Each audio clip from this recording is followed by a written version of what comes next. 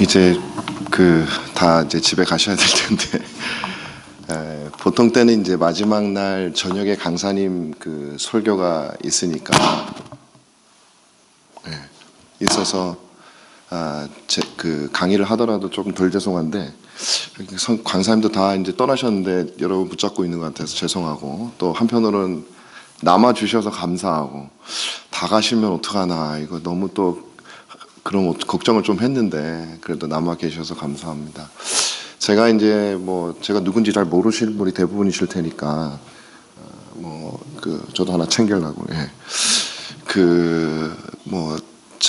저는 적힌 대로 김효남이라고 지금 여기서 이제 우리 계획주의 설교연구원 실행이사로 있습니다.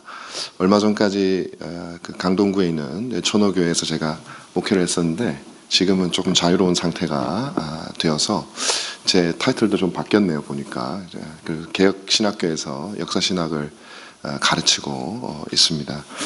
먼저 여러분들께 근데 좀 무섭네요. 역시 인상을 조금만 펴주시고, 제가 여기만 나오면 옛날부터 기가 죽더라고요. 제가 예전에 전도사 때 이제 우리 수창훈 목사님 원장님 하시고 제가 전도사 때 여기 오면 다들 기라성 같은 분들이 계시고, 제 보기에 다 그랬죠. 지금도 비슷하지만, 그래서 왠지 저 뒤에 구석에 가서 들어야 될 것 같고, 아는 척하면 안 될 것 같고, 앞에 나오기라 하면 기도 하나 할 때도 잘못하면 혼날 것 같고 그런 느낌이 사실 있었거든요. 근데 지금은 그 정도는 아닌데 그래도 왠지 이 앞에 나오면 뭔가 폼나야 될 것 같고 그런 게 좀 있어요. 그래서 여러분들이 조금 더 좀 부족함이 있더라도 좀 이렇게 같이 부드럽게 해주시면. 김남준 목사님도 이제 그 말씀 하셨지만, 또 우리 최단 목사님도 어저께 또 그 비슷한 말씀 하셨잖아요. 좀 우리가 좀 밝게 즐겁게 하자. 근데 여러분들이 왜 그러나 싶으실 거예요. 저도 앉아서 그랬거든요. 여기 나와보시면 알아. 나와보시면 이거 실수했다가 이거 안 되겠는데, 조금 이제 우리가 편안한 마음으로 좀 웃을 준비도 하시고, 안 웃기겠지만 그래도 혹시 또 웃기는 게 나올 수도 있거든요. 그럼 좀 웃을 준비도 하시고 편안하게 서로가 하면 참 좋겠다, 그런 생각이 듭니다. 먼저 여러분들에게 하나 이제 소개시켜드리고 싶은 게, 이 책이 사실은 이 특강이 지금 우리가 3일 동안 했던 내용하고 전혀 뜬금없는 내용입니다.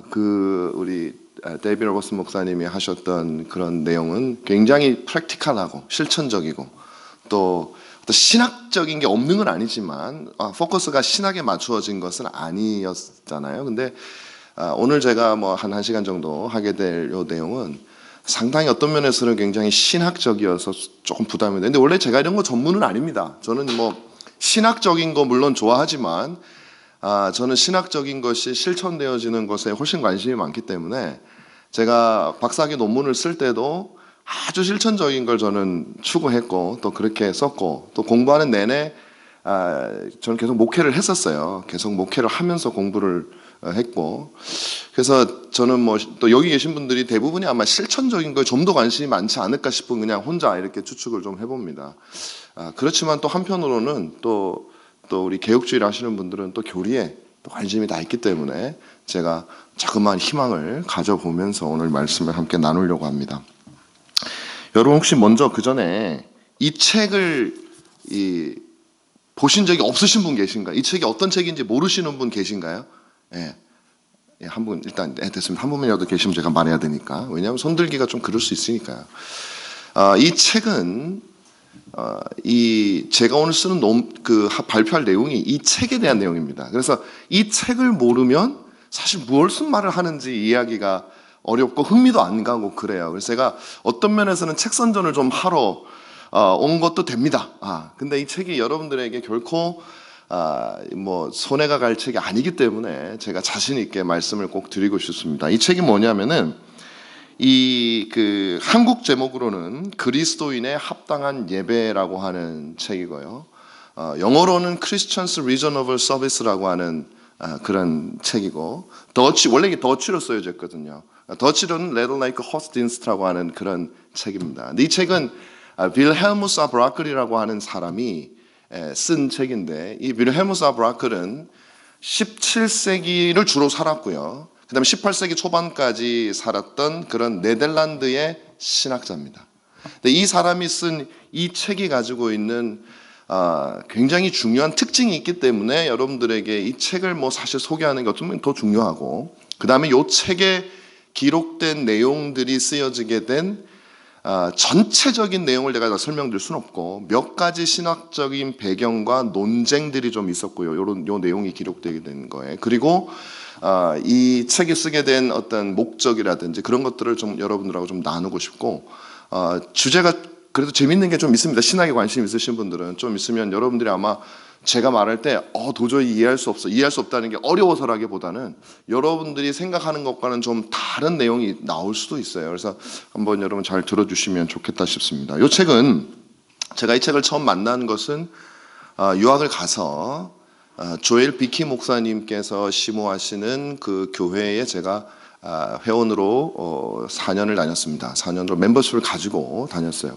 우리 한국에서는 이 멤버십, 교회 회원 멤버십이라는 개념이 대개는 별로 중요하지가 않잖아요. 그죠? 뭐 교회 오면 바로 뭐 등록을 시키거나 뭐 몇 주 정도 하고 등록을 시키는데, 사실 그곳에서는 최소 6개월 이상을 그 조엘 비키 목사님하고 하이델베르크 요리문답을 같이 배워야 돼요.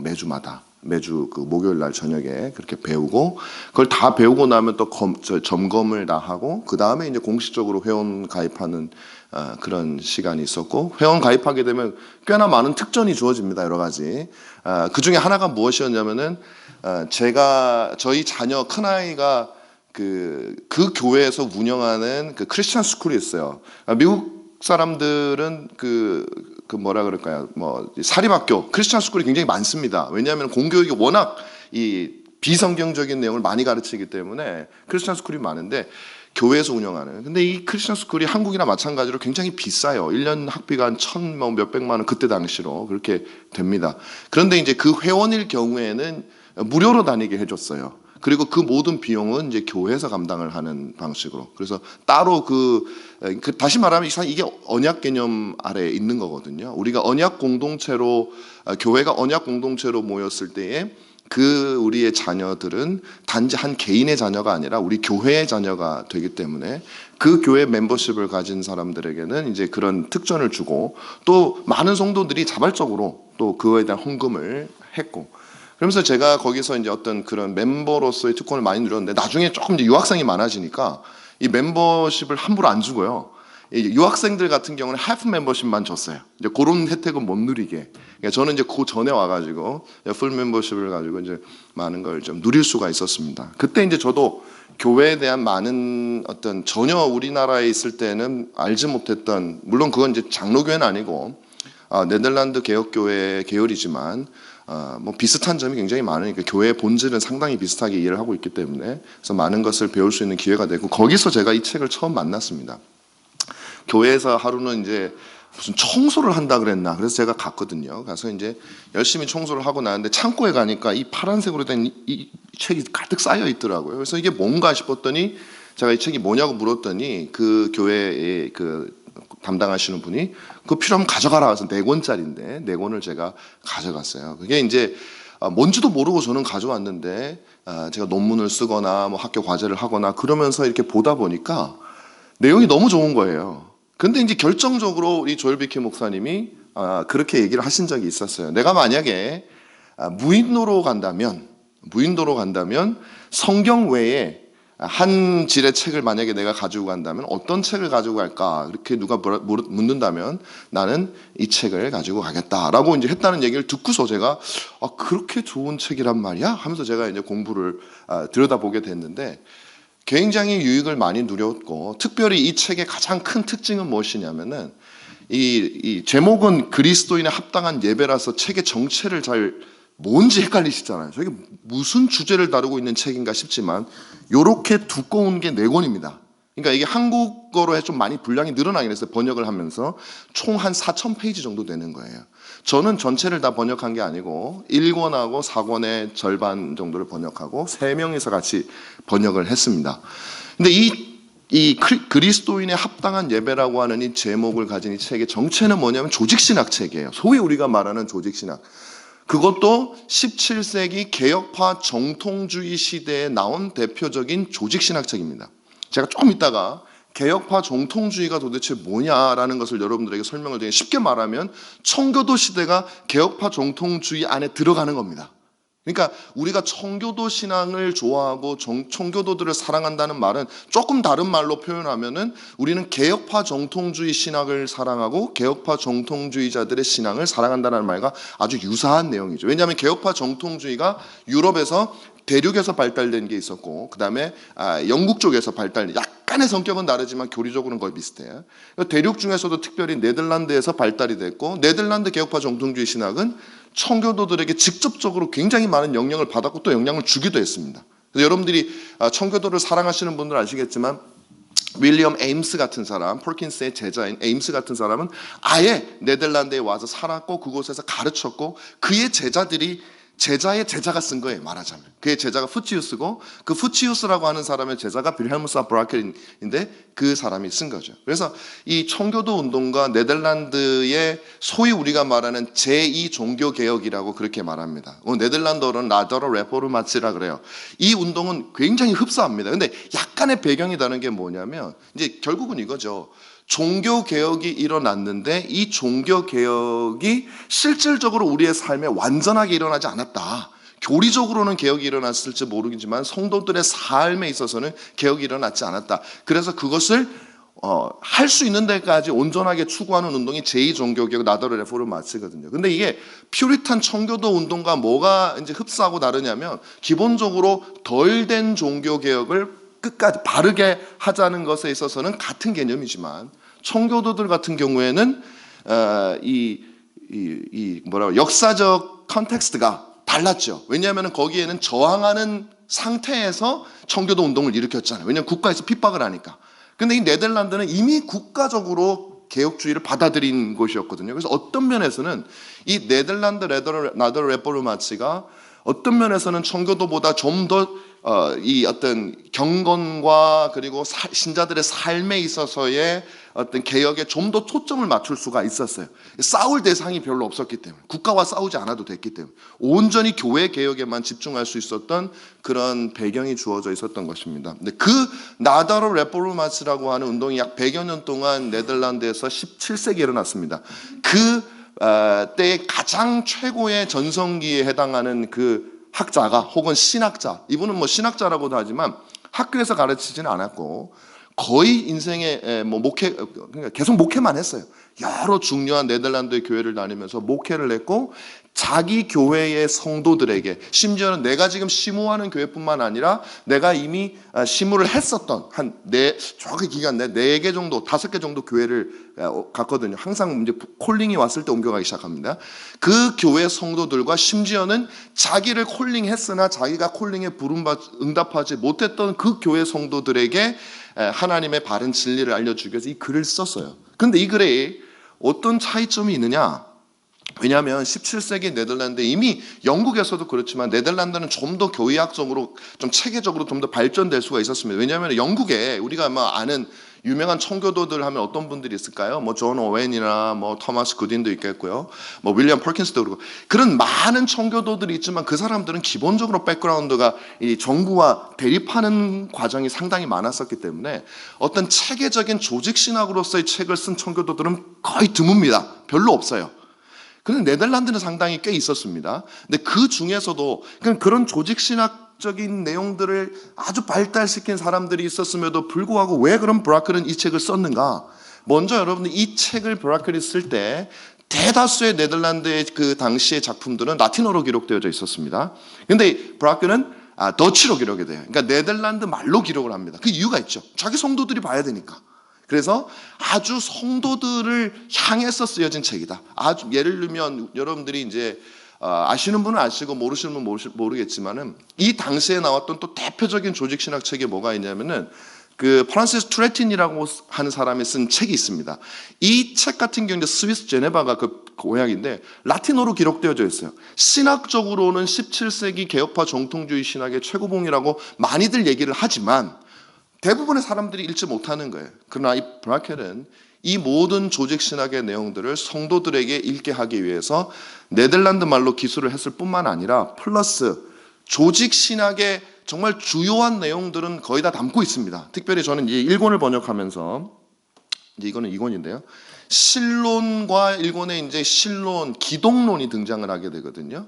이 신론은 사실 굉장히 우리가 알고 있는 뭐 벌커퍼의 조직 신학이라든지 그런 것들도 사실 신론 부분은 읽기가 쉽지 않아요. 그런데 프란시스 투레틴의 책을 보면 훨씬 더 어렵습니다. 왜냐하면 17세기 당시에 형 이상, 왜냐하면 철학이 굉장히 많이 가미되어서 교리들을 설명하기 시작하고, 왜냐하면 하나님은 무한하신 분이시기 때문에 그 무한하신 분을 이들은 설명을 할 수 있는 데까지는 하려고 했어요. 그러다 보니까 철학적인 개념도 사용하게 되고, 사실 그게요, 지금도 우리가 가지고 있는 신학적 사상 속에 그대로 있어요. 그것을 우리가 구체적으로 설명을 안 해서 사람들이 어떻게 해서 이 교리가 우리에게 도출되었는가를 잘 모를 뿐이지, 그 안에는 17세기의 형 이상학과 철학적인 배경이 있어요. 그래서 우리는 소위 흔히 말하기를 개혁파 정통주의 신학, 뭐 존 오웬이든지 17세기의 청교도들이든지 아니면 이 네덜란드의 신학자들이 발달시킨 개혁파 정통주의 신학을 일컬어서 또 뭐라고 부르냐면은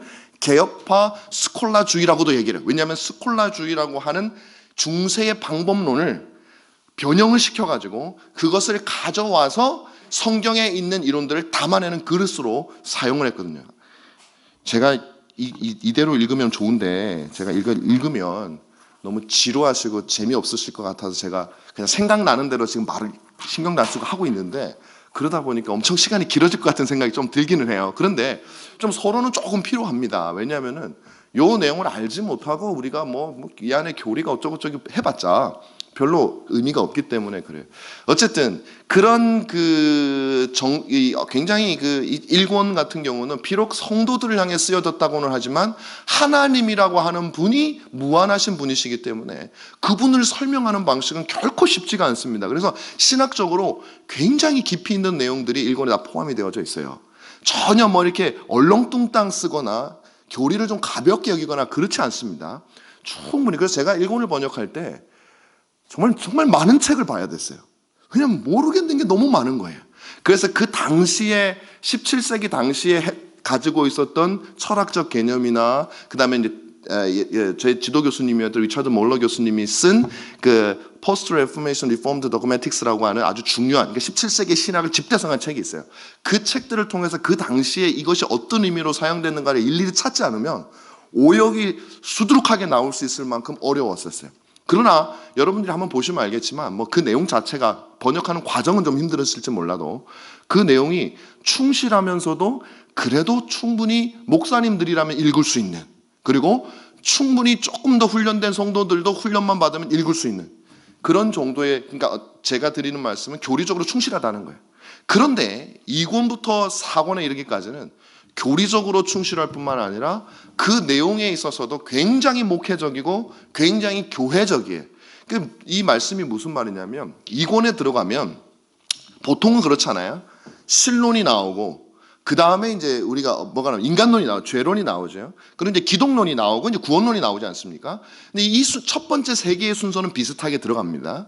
근데 이 기독론 다음에 이제 구원론이 보통 이제 등장을 하게 되는데, 이 브라켈은 그 다음에 뭘 넣느냐면 교회론을 넣어요. 그러니까 보통 우리가 생각하기에 구원에 갈 성령론이 나와야 될 그 자리에 교회론이 나오고 그 다음에 구원론이 나옵니다. 이게 무슨 말이냐면, 교회라고 하는 곳에서 구원의 역사가 일어나기 때문에 이 교회가 바르게 되지 않고 이 교회가 성경적인 교회가 되지 않으면 구원, 아까 이제 우리 데이비드 로버스 목사님도 말씀한 교황도 복음을 전할 수 있으니까 할 말은 없지만, 그러나 교회가 바로 되지 않는다면 정말로 그 안에 구원하는 역사는 없지는 않겠지만 굉장히 희박할 것이다, 어려울 것이다라는 것을 가지고 있어서 교회론이 먼저 나오는데, 이 브라켈이 말하는 교회론은 우리가 일반 조직신학 세계에서 읽는 교회론처럼 좀 딱딱한 것이 아닙니다. 거기 보면 온갖 실질적이고 구체적인 그런 교회의 원리와 직분자들의 태도와 이런 것들까지 아주 구체적으로 망라되어져 있어요. 그리고 구원론이 전개됩니다. 그래서 이 책은 신학자에게도 너무나 어울리는 책이고, 그리고 목회자들에게도 어울리는 책이고, 그리고 평신도들에게도 충분히 뭐 예를 들면 1권은 좀 어려울 수 있지만 2, 3, 4권은 충분히 읽을 수 있는 그런 내용으로 되어져 있는 책이다. 그래서 제가 여러분들께 정말 강력하게 추천드리는 그런 책입니다. 그리고 이제 이 책에 나와 있는 그 모든 이제 내용, 뭐 제가 뭐 이제 딴 얘기가 많이 가니까 조금 이걸 보면서 제가 여러분들께 말씀을 드리도록 하겠습니다. 그리고 하나, 제가 중요한 걸 빼먹었네요. 이 책은 교리도 충실하지만 각 교리에 해당되는 뒷부분에 가면 각 교리에 해당되는 이 적용과 권면이 있어요. 그래서 저희가 여러분 이 책을 보시면 제가 뭐 책장사 같은데 좀 이상 제가 돈 받는 거 없어요. 번역하고 받을 건 벌써 제가 6년 전에 다 받았습니다. 더 이상 받을 거 좀. 예. 제가 이게 그만 좋은 책이라고 생각되니까 여러분들에게 말씀을. 저는 뭐 받을 거 다 받았기 때문에 이권은 뭐 없어요. 예, 맞습니다, 목사님. 감사합니다. 예, 선전해야죠. 예, 여러분들을 위해서, 교회를 위해서. 자, 그래서 이 책이요. 제가 참 번역하면서도 처음에 고민을 했어요. 이 책을 어떻게 번역을 하면 좋을까? 이제 그 출판사하고 번역을 했는데, 고민을 했는데, 결론을 어떻게 내렸냐면은 경어체로 번역을 했습니다. 그러니까 존댓말로 번역이 돼 있어요. 조직신학책인데, 근데 그 이유가 있습니다. 물론 이제 설명하는 부분은 뭐 반말로 하나 경어체랑 비슷해요. 근데 제가 왜 그랬냐면, 뒷부분에 보면은 권면하고 막 호소하는 내용들이 나와요. 이 브라칼이라고 하는 사람이. 근데 이거는요, 반말로 하면 좀 기분이 나쁘고요. 기분도 나쁘지만 이 설교 같은 느낌이 안 들어요. 그래서 저는 저는 번역을 하면서 이게 설교다. 정말 나에게 하는 한편의 설교다라는 느낌이 들더라고요. 마치 여러분들이 교리를 설명하고 나서 설교 때, 그 다음에 이 교리에 대한 적용을 가지고 막 호소하잖아요. 그 내용들이 나오는데, 제가 삼위일체 부분을 이제 뭐 그 내용이 구체적으로 기억나는 게 아니라, 늘 설교를 하거나 어떤 교리를 가르치거나 할 때 삼위일체에 대해서 가르치면 교리만 가르쳤어요. 그냥 뭐 하나님 교리만 가르치긴 하는데 저도 모르고 가르치지. 아이고 뭐 세 분이 한 분이고 한 분이 세 분인데 그것이 구체적으로 뭐냐고 물으면 그냥 넘어가 뭐 이런 느낌이잖아요. 사실 우리 삼위일체라는 그만큼 어렵고 힘들죠. 물론 지금은 그렇게 안 가르치지만 과거엔 그랬습니다. 그러면서 삼위일체를 우리가 어떻게 성도들에게 적용할까에 대해서는 전혀 아이디어가 저는 생각나지 않더라고요. 근데 여러분 이 책을 보시면은 삼위일체를 쭉 설명을 한 다음에 뒷부분에 이 삼위일체 교리에 따라서 성도들에게 주는 위로와 권면과 경고들이 같이 나와요. 그러니까 여러분들이 교리 설교를 어떻게 해야 될지 잘 모르겠다 싶으면 이 책을 펴시면 그 내용이 거의 다 나옵니다. 모든 교리에 대해서 적용과 권면이 등장하기 때문에. 그래서 제가 이렇게 확신을 가지고 여러분들에게 이제 소개를 드린 이유는 조직신학과 그리고 이 실천신학이 합쳐진 책이다. 그래서 그리고 또 하나, 이 책에는 또 성경신학적 요소도 있어요. 마지막 부분에 4권의 부록에 가면 창세기부터 계시록까지를 언약신학으로 해서 하나로 쭉 순서대로 연결하는 그런 내용이 또 등장을 합니다. 이걸 보면 성경 전체를 언약신학으로 어느 정도 통찰할 수 있는 굉장히 좋은 아이디어도 얻게 돼요. 조직신학, 실천신학, 그 다음에 성경신학. 또 뭐든지 말씀해 보십시오. 찾아보면 다 있어요, 여기. 그래서 여러분들이 이 책을 보시면 참 유익을 많이 얻을 거다. 그래서 저는 이 책은 이제 네덜란드에서 사실은요, 이게 17세기, 그러니까 1800년도쯤에 1700년도쯤에 나왔거든요. 예, 그렇죠. 1700년도쯤에 나왔는데, 이 책이 그 이후로도 네덜란드 리폼드 개혁교회에서는 거의 이 모든 가정에 소유가 되어져 있었던 책이고, 그리고 누가 읽어줬냐면 아버지가 읽어주는 책이었어요. 그래서 덧치로 써야지. 밤마다 부모가 자녀를 두고두고 대대에 걸쳐서 그래서 계속 재판됐습니다. 인쇄가 계속되고, 사실은 미국의 이제 칼빈 신학교, 제가 공부했던 그 칼빈 신학교가 속한 CRC 교단, 지금은 거기가 조금 마음에 안 들어요. 여러 가지 면에서 신학적으로도 마음에 안 들고, 뭐 여성 한수 주기 시작하면서부터 뭐 그 전부터 그런 기미가 보였지만, 그리고 최근에는 조금 보수적인 교수님들이 칼빈 신학교에서 다 이제 나오고 조금 리버럴한 분들이 많이 들어가서 사실 신학적으로는 상당히 안타까운데, 그 교단이 20세기 초중반만 해도 아주 보수적이었잖아요. 여러분 아시는 루이스 볼커프가 그 교단 출신이잖아요. 근데 그 교단에서 20세기 중반만 해도요, 이 뭐라 그러죠? 정기 간행물이라 그러죠. 그런 책, 그 간행물이 나왔어요. 어떤 뭐 잡지 비슷한. 거기 보면은 이제 성도들에게 주는, 거기 보면 이 책의 내용의 일부분을 갖다 요약해서 성도들이 꾸준히 읽어 나갈 수 있도록, 그것을 벌써 몇백 년 지난 다음이죠. 250년 이상 지난 다음인데도 그 내용이 계속 실려왔었습니다. 그러니까 이거는 네덜란드 개혁교회 교인들에게는 가장 익숙한 책이었어서 오랜 시간 동안. 그래서 이 브라켈, 책을 쓴 아브라클이라고 하는 사람의 별명이 뭐냐면 Father 브라클이에요. 그러니까 아버지 브라클이라고 불렀어요, 네덜란드 사람들이. 그거는 어떤 뭐 신부 개념의 파더가 아니라 그만큼 그들에게 익숙해져 있고 그들에게 신앙을 가르쳐준 좋은 책이었고 보편적인 책이었다라는 차원에서. 그래서 저는 이제 저는 뭐 지금은 제가 목회를 하지 않기 때문에 그렇지만 또 목회를 하게 되면 저는 이 책을 가지고 성도들을 가르치고 시간이 걸리더라도 읽어 나가고 또 성도들이 이 책을 가지고 그 자녀들에게 가정에서 가르칠 수 있는 그런 책으로 접근시키고 싶다라고 그런 마음을 저는 이제 가지고 지금도 있습니다. 그래서 여러분들에게 충분히 이제 뭐 이 이상 더 하면은 의심하실 것 같아서 자, 여기까지만 하겠습니다. 이 책을 여러분들이 혹시 구입 안 하신 분이 계시면은 한번 보시고 가능하면 구입하시면 여러분들의 개뿐만 아니라 여러분의 교회에 좋은 그 유익이 되리라고 그렇게 생각을 합니다. 자, 그래서 어쨌든 이 책을 이제 이만큼 소개를 했고요. 이제 제가 여러분들에게 말씀드리고 싶은 것은 이 책이 쓰여진 배경을 우리가 조금 알아야 그 내용을 좀 더 잘 알 수 있기 때문에 제가 말씀을 드리려고 합니다. 이 아브라켈이 주로 활동했던 그 106페이지에 있습니다. 시대가 17세기 후반인데 이 17세기 후반은 그 리처드 멀러 교수가 분류하는 그 시대 구분법에 따르면은 개혁파 정통주의 전성기 시대입니다. 제가 고민을 많이 했어요. 이걸 조금 설명을 드리는 게 좋을까 어떨까. 근데 조금만 드릴게요. 왜 그러냐면 이 개혁파 정통주의라는 말의 의미가 무엇인가 하는 것 우리가 살펴볼 필요가 있어요. 이 정통이라고 하는 말은 orthodox이라는 이 정통이라고 하는 말은 의미가 뭐냐면 바른 가르침이라는 뜻입니다. 바른 가르침. 다시 말하면 종교개혁이 16세기 초반, 16세기 중반까지 이루어졌죠. 그래서 이 로마 카톨릭의 잘못된 많은 교리들과 그런 잘못된 진리들이, 뭐 진리가 아니죠. 잘못된 가르침들이 종교개혁자들에 의해서 다양한 방편으로 교정이 되어졌습니다.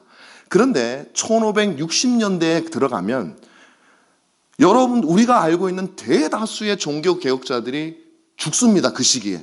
그러니까 루터 같은 사람, 스빙글리 같은 사람 좀 일찍 죽지만 여러분들이 알고 계시는 칼빈이라든지 아니면 그 2세대 종교개혁자들이라고 우리가 부르죠. 불린거는 조금 더 살았는데 굉장히 많은 그 당시에 그 종교개혁자, 버미글리라든지 이런 종교개혁자들이 많이 있었는데 그 사람들이 희한하게도 불린거를 제외하고는 1560년대에 약속이나 한 듯이 다 죽어요. 물론 뭐 나이가 그렇게 되기도 했지만 그래서 그때까지 종교개혁의 작업이 완료됐다고 우리가 보는 겁니다.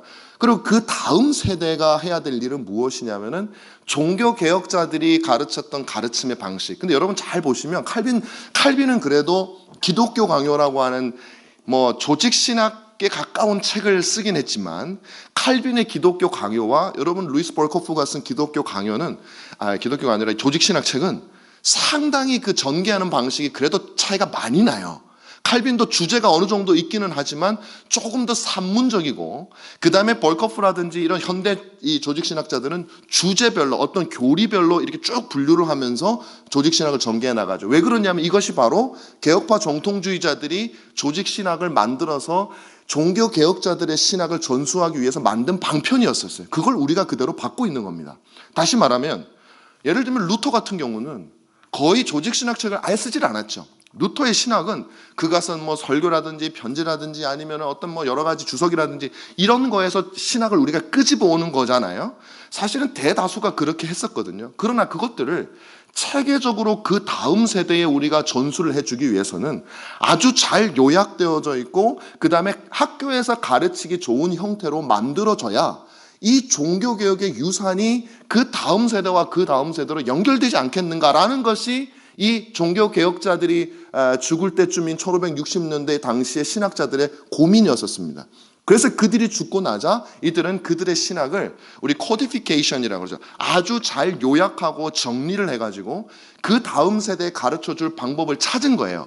근데 그 방법을 어떻게 찾았냐면 그 중세를 간 거예요. 중세를 돌아보게 됐습니다. 왜 그러냐면 중세 여러분들 여기서 제가 조금 조심스러워요. 여러분들이 가지고 계신 선입견을 제가 조금 깨야 될 수도 있기 때문에 저기 한번 들어보십시오. 중세 우리가 그렇게 미워하는 스콜라주의자들 있잖아요. 스콜라주의자. 그들의 신학은 잘못됐죠. 그러나 그들이 이 스콜라라는 말이 학교라는 말이거든요. 교실이라는 말이거든요. 스콜라주의자들에게 강점이 있었는데 뭐냐면 그들은 자신이 믿는 바를 잘 요약해서 여러분 대학이 중세에 생겨났잖아요. 대학 강의실에서 잘 가르치는 방법론을 가지고 있었다는 거죠. 우리는 스콜라주의라고 얘기를 하면 그것을 아리스토텔레스 철학을 이용해서 이 천주교의 잘못된 신학이 결합되어진 사탄적인 거라고 생각을 하기가 쉬운데 물론 그것은 중세의 스콜라주의는 맞아요. 그러나 그들이 차용했던 방법론 자체는 사탄적인 게 아니란 말이에요. 그거는 방법론이니까. 그 방법론을 가져왔어요. 그것도 누가 가져왔냐? 대표적으로 우리들이 살아가는 존 오웬 같은 사람들. 오웬 책들을 보면 굉장히 스콜라스틱한 방식으로 이 책도 그 방식의 영향이 있습니다. 그 방법론을 가져와가지고 그 방법론으로 이 신학을 체계화하기 시작했어요. 그때 사용한 게 무엇이냐면은 신학을 체계화한다는 것도 여러분 우리가 어떤 기존 지식이 없으면 신학이 체계화가 안 되잖아요. 신학을 체계하려면 어떤 사람들이 가지고 있는 생각의 틀이 있어야 됩니다. 그걸 우리는 철학이라고 부르죠. 그 철학을 어떤 걸 가져오게 되냐면 우리 개혁파 정통주의자들도 아리스토텔레스에게서 일부분 차용을 합니다. 여러분 아리스토텔레스가 아주 다 나쁜 사람이 아니에요. 잘못된 것도 있지만 논리적, 특별히 아리스토텔레스는 논리학에서 가져와요.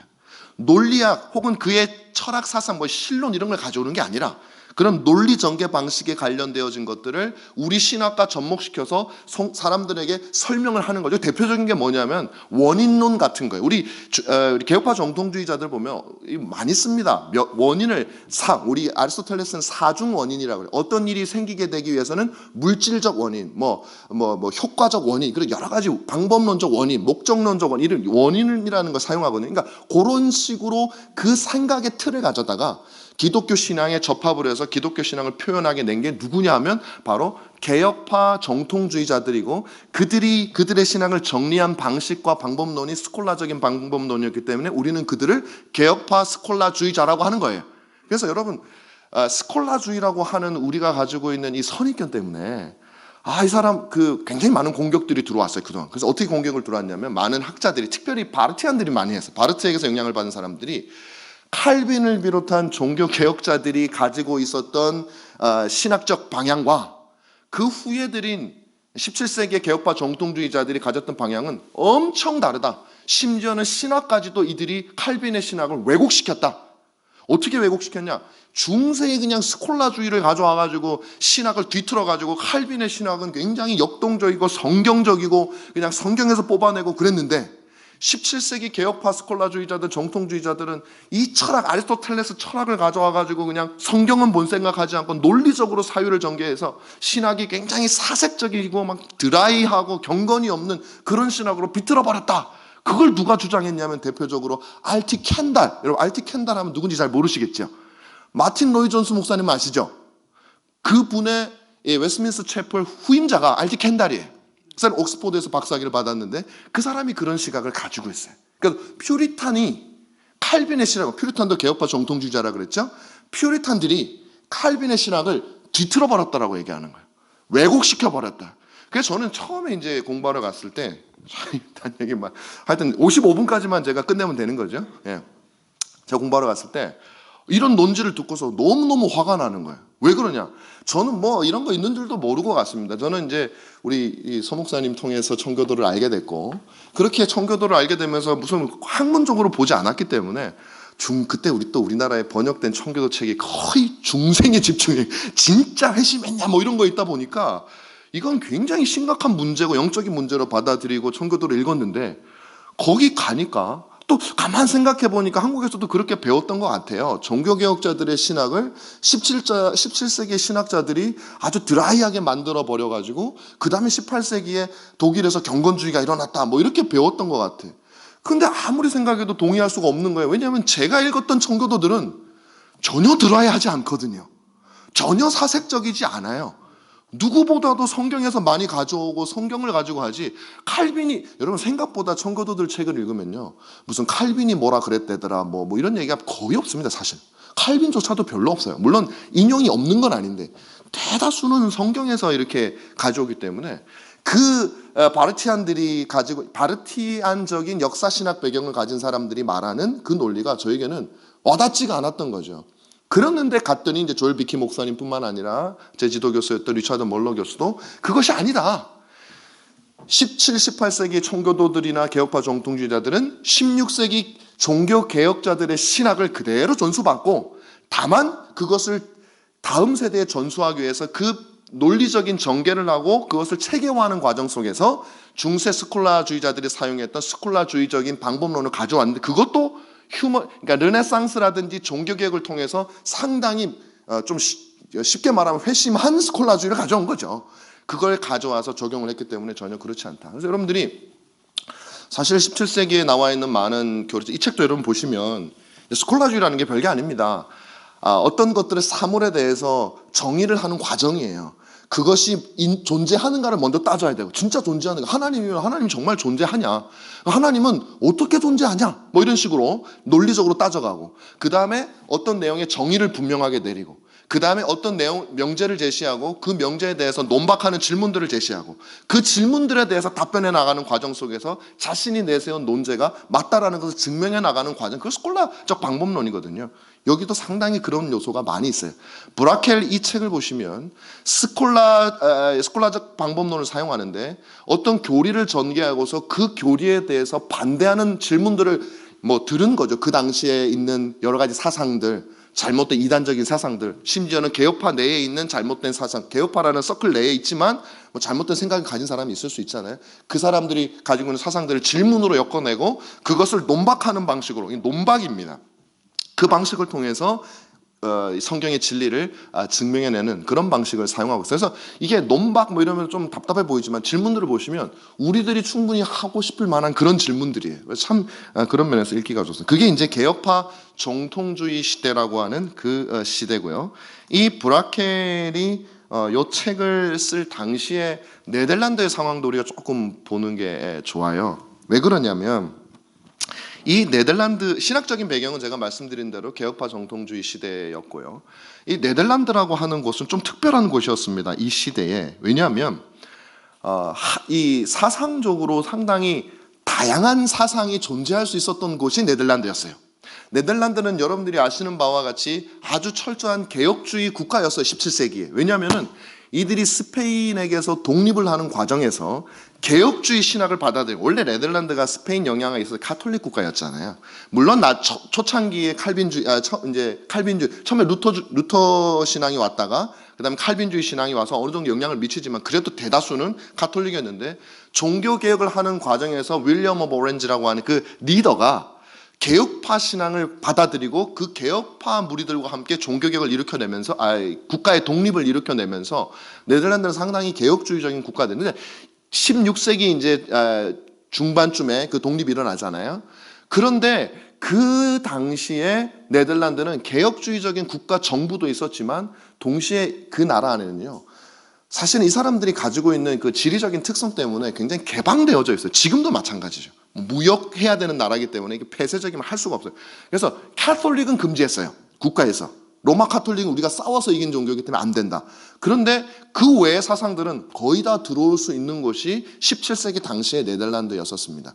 그래서 네덜란드에 그때 어떤 것이 있었냐면, 철학적으로 예를 들면 데카르트라든지 스피노자라든지 이런 사람들이 주로 활동했던 무대가, 데카르트는 프랑스 사람이잖아요. 근데 이 사람이 어디서 활동했냐면 네덜란드에서 활동했어요. 왜? 프랑스에서는 이런 사상을 전개할 수가 없었어요.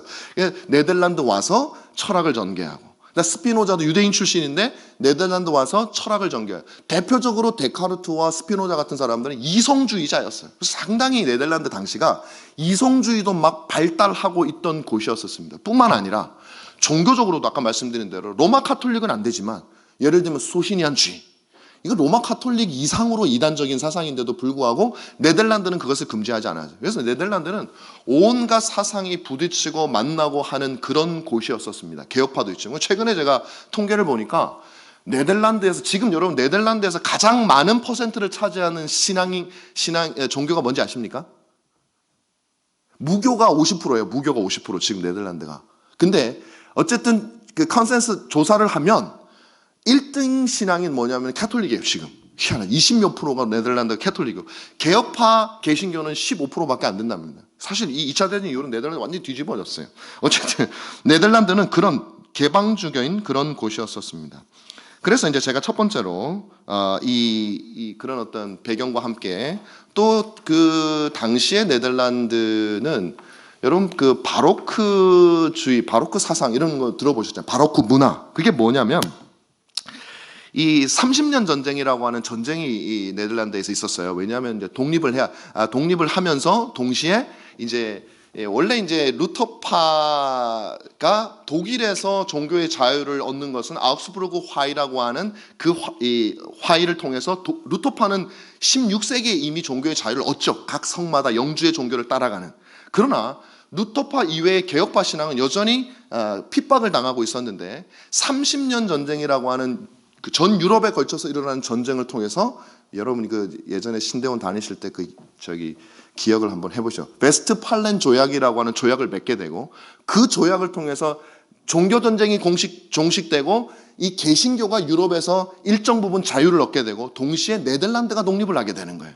이 베스트팔렌 조약을 통해서 독립은 했지만 이 유럽이라는 수많은 나라가 30년 동안 종교로 전쟁을 하다 보니까 사람들이 엄청 정신적으로 신앙적으로 피폐해진 거예요. 지금 네덜란드의 신앙이 뭐 가톨릭이 왜 증가했는지는 잘 모르겠지만 네덜란드의 신앙이 개혁파 신앙이 15%로 준 결정적인 계기가 뭐였냐면 사실 2차 대전이었습니다. 2차 대전이 일어나고 네덜란드의 개혁파 신자의 숫자가 확 줄어들어 버리게 되거든요. 이때도 마찬가지였어요. 30년 전쟁 이후에 수많은 이 신앙으로 말미암아 나누어져서 수많은 사람들이 싸우다 보니까 굉장히 신앙적인 회의가 많이 일어났어요. 그래서 어떤 사람들은 뭘 그리워하게 됐냐면 차라리 로마 카톨릭으로 우리가 하나가 되었을 때가 차라리 낫다. 이게 뭐냐 이게. 그러면서 옛날로 돌아가는 로마 카톨릭 시절 절대 왕정 시대를 그리워하는 그걸 우리가 바로크 문화라 그러거든요. 거기에서 뭐 옛날 방식의 어떤 미술이라든지 그런 것들 그게 꽃피우는 곳이 네덜란드였고요. 동시에 또 이성주의가 왜 발달하게 됐냐면 아니 신앙이라고 해가지고 우리는 하나의 신앙만 믿고 있었는데 갑자기 또 개신교도들이 나타나서 같은 성경을 가지고 저건 아니라고 그러고 들고 나타나고 근데 개신교 뭐 개혁파 하나만 나타나는 게 아니라 뭐 소시니안주의, 제세례파 뭐 온갖 것들이 막 나타나면서 성경 가지고 자기들이 다 옳다 하니 에이 성경도 못 믿겠다. 믿을 거는 이성밖에 없다. 그러면서 데카르트라든지 스피노자 같은 사람들의 이성주의적인 생각이 네덜란드에서 굉장히 힘을 얻게 되었던 겁니다. 그래서 이 17세기 네덜란드는 이런 사상적으로나 정치적으로 굉장히 혼잡한 상황 속에 있었고 그때 당시에 신학적인 어떤 논쟁이라든지 그런 디베이트가 굉장히 많이 일어나고 있었어요. 그런 배경 속에서 오늘 이걸 볼 텐데 첫 번째로 제가 여러분들과 함께 보고 싶은 것은 바로 이 하나님에 대한 지식, 이 책 맨 첫 부분에 보면 하나님에 대한 지식을 우리가 어떻게 얻을 수 있는가, 소위 쉽게 말하면 일반 계시와 특별 계시에 대한 내용이 등장을 하게 됩니다. 그런데 이 일반 계시를 설명하는 과정 속에서 이 브라켈이 생각하고 있는 배경은 뭐냐면 데카르트예요. 데카르트나 스피노자와 같은 이성 중심주의자가 가지고 있는 사상들을 논박하기 위해서. 왜냐하면 이 사람들은 우리가 선천적으로 타고난 어떤 자연 만물에 대한 인식적 지식의 씨앗이 우리 속에 있다고 그랬는데 그것을 통해서 우리는 하나님을 아는 데까지 이성적으로 이룰 수 있다라고 주장을 하고 있었기 때문에 브라켈은 그것을 논박하면서 물론 하나님께서 칼빈이 우리에게 준 것과 같은 칼빈이 말하는 것과 같은 종교의 씨앗과 같은 것들은 우리에게 있고 그러나 그것을 우리의 이성을 통해서 어느 정도 발전시킬 수 있는 것까지는 사실이다. 그렇지만 우리가 구원에 이르는 지식을 얻게 되는 것에 있어서는 우리 이성의 한계가 분명하다는 사실을 그 당시 네덜란드 사람들에게 알려줌으로 말미암아 데카르트와 같은 이성주의적 신학이 더 성장하지 못하도록 쐐기를 받기 위한 목적으로 앞부분에 이 내용을 기록하고 있다는 겁니다. 그래서 사실 이 데카르트 신학이요, 철학이요, 좀 있으면 여기 이제 나오긴 하는데 이게 이제 우리가 소위 말하는 정통적 신학 라인에 있는 개혁파 정통적 신학의 라인에 있는 사람이 이제 푸치우스라고 하는 사람이 있었고요. 이게 아브라클의 스승이에요. 그래서 여러분 푸치우스라고 하면 어느 정도로 보시면 되냐면요. 네덜란드 개혁파 신학에서는 영국 청교도, 이건 제 개인의 평가인데 영국 청교도에게 있어서는 존 오웬이라고 보시면 돼요. 신학 성향도 거의 비슷하고 영향력도 비슷하고 상당히 경건했었던 사람이고 존 오웬과 유사한 정도의 위치를 차지하는 그런 푸치우스라고 하는 사람이 있었는데 그 사람과 동시에 또 라이벌이 하나가 있었는데 그 사람은 누구냐면 코케이우스라고 하는 사람이 있었습니다. 두 번째로 넘어갑니다. 기독론으로 갈게요. 자, 두 번째 기독론으로 갈 때 이 두 사람을 우리가 생각을 해야 됩니다. 여러분, 푸치우스하고 코케이우스는 17세기 당시 네덜란드에서 신학적으로나 모든 면에서 가장 영향력이 있었던 두 사람이었고 이 사람들의 제자들이 쭉 이어지게 됩니다. 두 라인으로 형성이 되게 돼요. 그런데 어떤 차이가 있냐면 푸치우스와 코케이우스라고 하는 이 두 사람이 있던 그 당시 이 둘은요 개혁파라고 하는 라인 속에 그 당시에 포함시켜 줬었어요. 그런데 신학적 전개 방식이 이 둘이 조금 차이가 나기 시작합니다. 이 결정적인 차이가 뭐냐면은 그들의 신학을 담는 철학적 틀이 서로가 달랐어요. 다시 말하면 푸치우스는 정통적인 개혁파 정통주의 신학을 따라서 이 스콜라주의를 차용하되 아리스토텔레스의 논리학적 개념을 가지고 이 어떤 신학을 전개했습니다. 여러분 아리스토텔레스 하니까 자꾸 중세 생각이 나서 뭔가 잘못된 거 아닌가 생각하는데 잘못된 건 빼고요. 쉽게 말씀드리면 존 오웬도 아리스토텔레스에 아주 능숙했던 사람이고 그 개혁파 정통주의 신학이 아리스토텔레스 철학을 바탕으로 하고 있어요. 자, 그런 상황 속에서 이 코케이우스는 뭐냐면은 데카르트의 철학을 받아들였어요. 그래서 논리 전개를 담는 생각의 틀을 이 코케이우스는 데카르트 이성주의를 받아들이게 돼서 나중으로 처음에는 이 두 사람이 비슷한 위치에 있었지만 그 후계자로 가면 갈수록 후계자들은 리버럴한 신학으로 이쪽은 다 빠지게 됩니다. 그래서 이 둘이 아주 중요한 분기점을 이루게 되는데 특별히 이제 그리스도론의 기독론에 대해서 이 둘이 서로 좀 차이가 났습니다. 112페이지입니다. 이 두 사람이 벌였던 유명한 논쟁 중에 하나는 첫 번째 단락에 있습니다. 안식일 논쟁입니다. 이거 재밌어요. 안식일을 어떻게 지켜야 되는지에 대해서 푸치우스와 코케이우스가 굉장히 달랐고요. 그 제자들은 점점 더 달라져가지고 나중에는요 서로 원수가 됐어요. 그래서 둘이가 굉장히 그 두 파, 이 사람 죽고 난 다음에 두 파가 굉장히 이제 네덜란드 그 영향력이 있는 파여가지고 나중에 한 대학이면 라이든 대학이든지 아니면 프라네크르 대학이든지 이런 대학의 교수로 차용할 때도 이쪽 파 사람 몇 사람, 이쪽 파 사람 몇 사람 서로 안 맞으면요. 안 돼. 그래서 국가가 개입해가지고 숫자 나눠주고 할 정도로 서로 굉장히 대립을 했던 그런 관계였었습니다. 그런데 이 당시로는 서로 대입하지 않았어요. 한 교회를 같이 다니고 있었어요. 자, 두 사람이 벌였던 유명한 논쟁 중에 하나가 안식일 논쟁인데 이건 안식일을 어떻게 지켜야 하는지에 대한 것이다. 잉글랜드 청교도들의 영향을 많이 받았던 푸치우스는 안식일을 준수해야 된다. 소위 말하면 그 성경에 말하는 방식대로 안식일을 준수해야 된다라고 표현을 했고 생각을 했고 코케이우스는 보다 자유로운 입장을 취했다.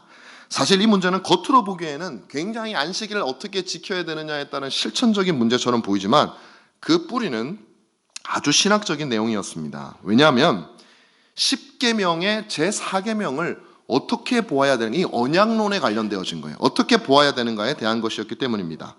코케이우스는 이 4계명, 근데 코케이우스는 기본적으로 10계명 자체는 도덕법으로 봅니다. 도덕법이라는 것은 지금 이 시대에도 우리가 지켜야 될 거로 보는 거죠. 그런데 제4계명에 관해서는 도덕법적 요소도 있고 의식법적 요소도 있다 그랬어요.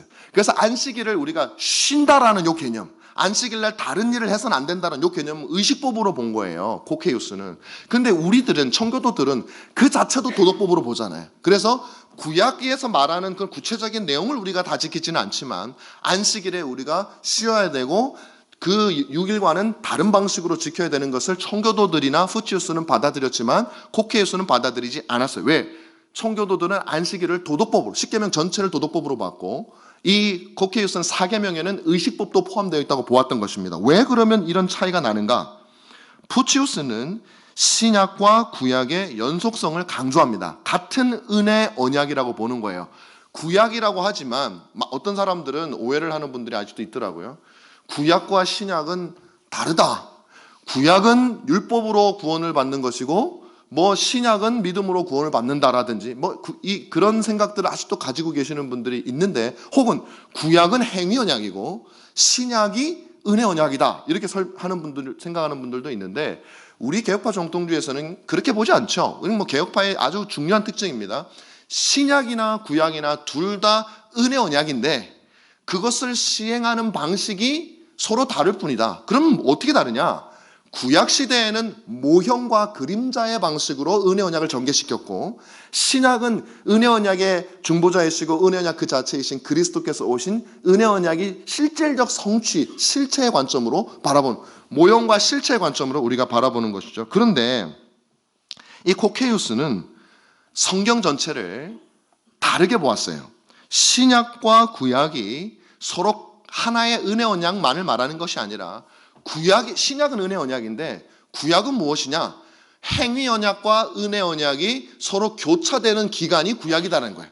다시 말하면 구약의 처음으로 가면 갈수록 행위 언약이 여전히 살아있고, 이 행위 언약이 점점 줄어들어서, 혹은 은혜 언약이 처음에는 아주 미약했지만 이것이 점점 증가되어져서 그리스도께서 오실 그때의 은혜 언약이 온전히 이루어진 것이다. 그러면 의문이 나오는 거예요. 여기서 어떤 게 나오냐면, 그렇다면 구약의 성도들은 도대체 어떻게 구원을 받느냐?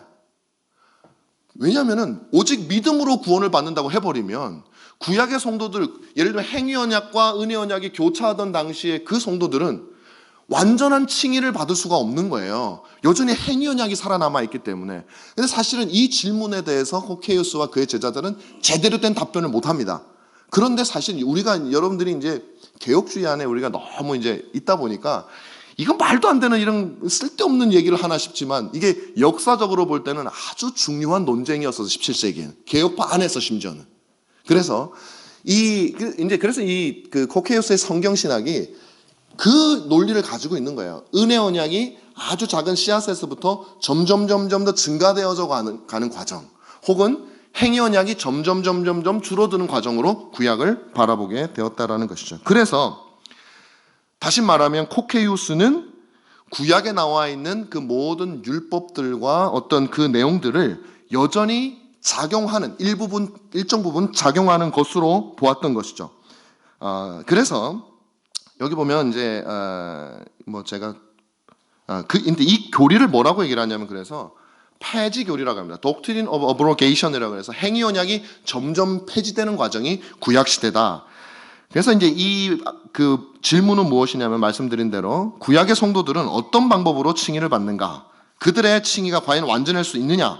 이에 대해서 코케이우스와 그의 제자들은 대답을 제대로 하지 못하고, 어떻게 대답을 하냐면, 구약의 성도들은 완전한 죄사함을 받지 못하고 예수님이 십자가에서 죽으신 이후에, 그러니까 구약에서 이제 죽은 사람들은 예수님이 십자가에서 죽으실 때까지 칭의를 완전히 받지 못하는 거예요. 어정쩡한 상태로 있다가 주님이 십자가에서 죽으시고 나면 그때 온전한 칭의가 이루어진다고 그렇게 보았던 것입니다. 반면에 푸치우스는 언약의 통일성을 인정하고 구원의 수단으로서 아담의 타락 직후부터 은혜 언약이 행위 언약을 대체한다고 믿었기 때문에, 이 코케이우스의 사상은 천주교의 연옥교리를 상상하게 하는 거죠. 구약에서 죽은 사람들은 연옥 비슷한 림보라 그러죠. 거기에 가서 대기하고 있다가 그 다음에 예수님이 십자가에서 죽고 나면 온전한 칭의를 얻어서 천국에 간다고 했기 때문에 그것은 받아들일 수 없다. 제가 왜 이 말씀을 드리냐면, 푸치우스라고 하는 사람의 사상을 이 책의 저자인 브라켈이 그대로 이어받고 있기 때문에 그래요. 그것이 정통으로 우리가 가지고 있는 사상입니다. 여기서 코케이우스는 자신의 생각을 언약론에서 전개하면서 구속 언약을 주장합니다. 113페이지입니다. 어떤 학자들은 코케이우스가 최초로 구속 언약을 주장했던 학자라고 말하기도 하지만, 실제로 구속 언약 개념은 전부터 있어 왔고 이 용어를 사용하여 비슷한 개념을 제시한 것도 코케이우스가 최초는 아니다. 이건 뭐 중요한 게 아니고요. 그래서 여기서 중요한 내용은 뭐냐면, 구속 언약에서 성부와 성자 사이에 역할이 정해지는데, 성자에게 주어진 역할이 뭐냐면 은혜 언약 안에서 은혜 언약의 보증으로서의 역할을 감당하라고 성부가 주어진다는 거죠. 자, 그렇다면 그리스도께서 우리의 보증이 되시는데, suretyship, 보증이 되시는데 어떤 의미에서의 보증인가? 이것이 코케이우스와 푸치우스가 서로 의견이 달랐다는 것이죠. 로마 시대에는 그러니까 이것은 이제 코케우스의 설명입니다. 두 종류의 보증이 있었어요. 첫째는 피데 주소르라고 하는 보증의 형태고, 둘째는 엑스프로미소르라고 하는 종류의 이 보증이었습니다. 이 둘이 성격이 달라요. 예를 들면 피데 주소르는 이겁니다. 제가 어떤 사람에게 채무를 가지고 있고 C라고 하는 사람이 보증의 역할을 하게 된다면, 만약에 이 C가 보증의 역할을 하되 그것이 피데 주소르냐 아니면 엑스프로미소르냐에 따라서 내가 누구에게 먼저 죗값을 요구하느냐가 달라지는 거예요. 다시 말하면 만약에 피데 주소르라면 제가 먼저 채무를, 저에게 빚을 진 사람에게 먼저 돈을 달라고 하고, 그 다음에 이 사람이 갚지 못할 경우에게 보증에게 돈을 달라고 하는 겁니다. 이게 누구의 견해냐면 코케우스라고 하는 사람의 견해예요. 다시 말하면 하나님이 먼저 우리에게 채무를 요구하신다는 거예요. 근데 푸치우스는 뭐냐면 그런 식의 보증이라면 우리의 구원이 온전한 구원이 될 수 없다. 그래서 예수님이 그러면 어떤 보증이냐?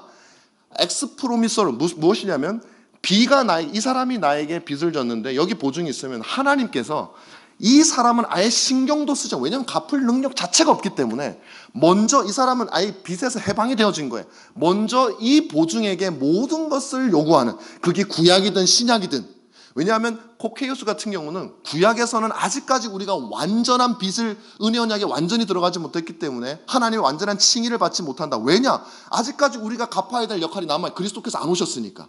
그러나 우리가 믿는 그 보증은 완전하신 보증, 그분이 언제든지 간에 하나님께서 우리에게는 전혀 빚을 요구하실 생각조차 하지 않고 오직 보증이신 그분에게 먼저 가서 빚 갚을 것을 요구하는 바로 그런 보증이다라는 것이 바로 이 푸치우스라고 하는 사람의 견해고, 이 책에서도 그 내용을 자세하게 설명을 하고 있어요. 그리스도께서 우리에게 어떤 보증이 되시나, 신약을 살건 구약을 살건 어느 시대를 살건 하나님께서는 그리스도에게 먼저 빚을 요구하시는 그런 엑스프로미소르다라는 것이죠. 자, 세 번째로 17세기 115페이지입니다. 은혜 언약의 조건성에 대해서 다양한 견해가 17세기에는 있었습니다. 여러분, 은혜 언약이라고 하는 것은 하나님께서 우리와 더불어 맺은 언약인데, 여기 17세기에 굉장히 중요했던 이슈가 뭐냐면 은혜 언약에 있어서 조건이 있냐 없냐예요. 예를 들면 우리는 흔히 이렇게 생각합니다. 은혜 언약에서 믿음이 조건이죠. 졸리십니까? 제가 너무 지금 시간이 없어가지고 제가 막 달리고 있거든요, 지금. 믿음이 조건이죠.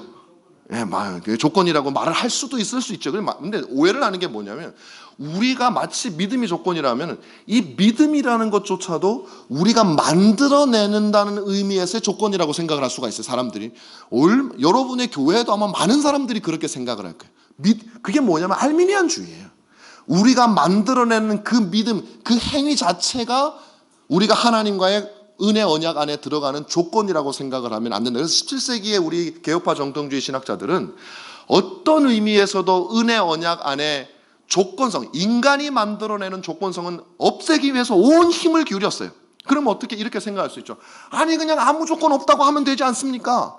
그런데 그렇게 되면 어떤 일이 벌어지게 되냐면 반율법주의, 율법 폐기론이 돼버려요. 아니 우리가 할 게 아무것도 없으면 그냥 우리는 막 살아도 되겠네라는 것이 돼버리는 것이죠.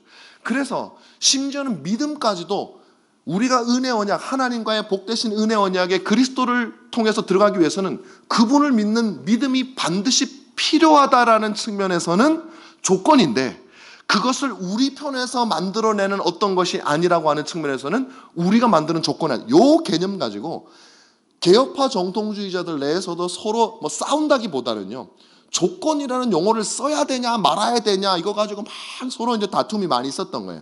그래서 17세기에는 이 은혜 언약이라고 하는 것에 대해서 여러 가지 견해가 있었는데, 말씀드린 대로 반율법주의자들 같은 경우는요, 어떤 종류의 조건도 다 배척했어요. 근데 이 사람들이 심지어는 믿음조차도 은혜 언약의 조건이라고 보지 않았거든요. 왜 그러냐면 이유가 있어요.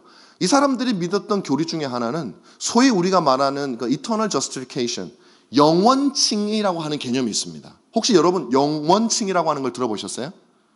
안 들어보셨죠? 네, 들어보셔도 그렇게 중요할 수도 있고 안 중요할 수도 있는데, 이런 겁니다.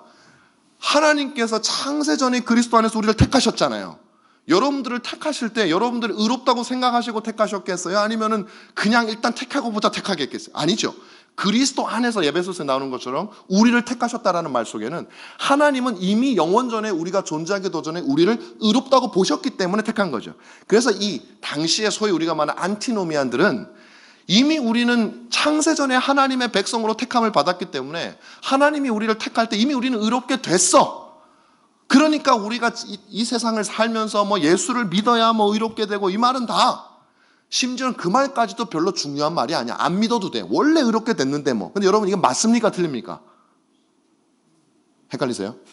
이거 아니죠. 예. 우리가 믿어야 의롭게 되는 거죠. 예. 그 내용. 그래서 우리는 이제 우리 청교도들이나 이런 사람들은 이 율법 회귀론자를 굉장히 멀리했습니다. 이 사람들은 옳지 않다. 자, 그럼 또 어떤 사람이 있었냐면 반대죠. 신율법주의자들이 있었어요. 이들은 반율법주의자들에게 반대해요. 신율법주의의 대표적인 사람이 누구냐면 여러분들이 잘 아는 사실 리처드 백스터예요. 이 리처드 백스터라고 하는 사람은 청교도로 유명하고 또 그가 썼던 책들이 참 좋은 책이 너무 많아요. 뭐 여러분 잘 아시는 뭐 리폼드 패스터라는 책도 있고요. 그 다음에 성도의 영원한 안식 뭐 이런 책들이 있잖아요. 그런데 그런 책들의 특징이 뭐냐면 구원론에 대해서는 별로 언급하지 않는 거예요, 사실은.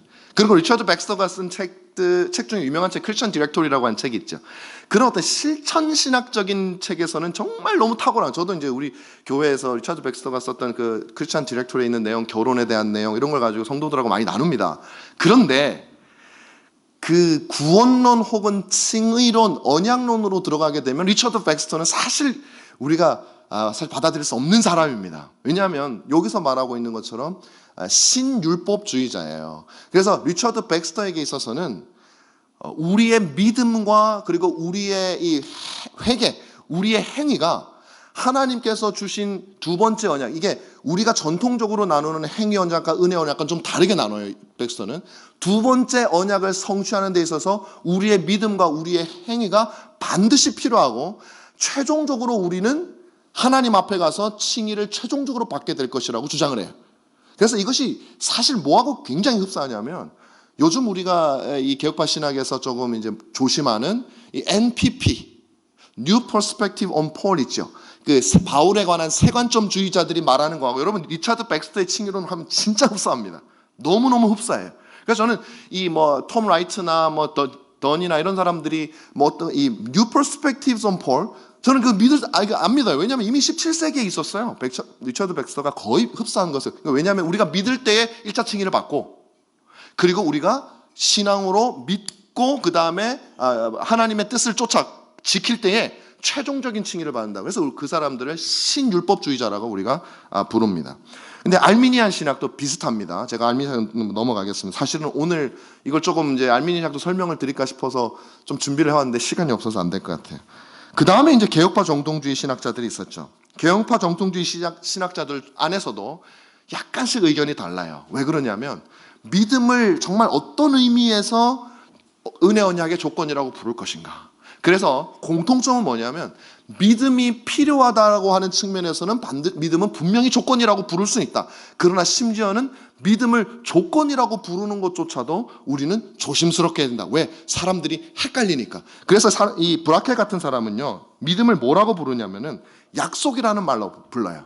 그러니까 조건이라고 부르지 않고 하나님께서 은혜 언약 안에 우리를 넣어주시는 그 약속으로서 혹은 선물로서 우리에게 주어진 그 믿음이기 때문에, 그러니까 하나님이 주어진 약속의 측면을 강조해가지고 심지어는 믿음을 조건이라는 말을 사용하지 않는, 그래서 약속이라는 표현을 사용합니다.